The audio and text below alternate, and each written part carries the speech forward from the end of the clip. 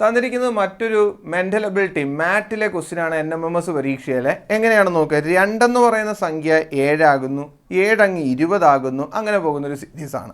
നമുക്ക് ഈ അവസാനത്തെ സംഖ്യയാണ് കിട്ടേണ്ടത്. അപ്പോൾ എങ്ങനെയാണ് 2 എന്ന് പറയുന്ന സംഖ്യ 7 ആകുന്നത്? അപ്പോൾ നിങ്ങൾ ആലോചിക്കണം, 2നോട് 3 ഗുണിക്കുമ്പോൾ എന്ത് കിട്ടും? 6.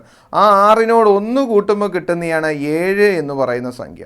ഇനി എങ്ങനെയാണ് 7 20 ആകുന്നത്? നോക്ക്, 7 എങ്ങനെ 20 ആകുന്നു? അവിടെയാണ് കൺഫ്യൂഷൻ വരുന്നത്. അവിടെ നോക്കുക, 7 × 3 ചെയ്യുമ്പോൾ എന്ത് കിട്ടും? 21 കിട്ടും. 21ൽ നിന്ന് 1 കുറയ്ക്കണം, കണ്ടോ? അപ്പോൾ ആൾട്ടർനേറ്റീവായിട്ട് 3 ഗുണിക്കണം, 1 കുറയ്ക്കണം. അപ്പോൾ ആദ്യത്തെ കേസിൽ നോക്കുക, ആദ്യത്തെ കേസ് എന്ന് പറഞ്ഞാൽ ഈ 2ൽ നിന്ന് 7ലേക്ക് പോയപ്പോൾ 3 ഗുണിച്ചിട്ട് എന്ത് ചെയ്തു? 1 കൂട്ടുകയാണ് ചെയ്തത്. അപ്പോൾ ഇവിടെ 1 കൂട്ടിയെങ്കിൽ ഇവിടെ 1 എന്ത് ചെയ്യും? കുറയ്ക്കുന്നു. തിരിച്ചതാ 20ൽ നിന്ന് ഇങ്ങോട്ട് വരുമ്പോൾ 1 കൂട്ടിയെങ്കിൽ അടുത്ത 1 കുറയ്ക്കുന്നു.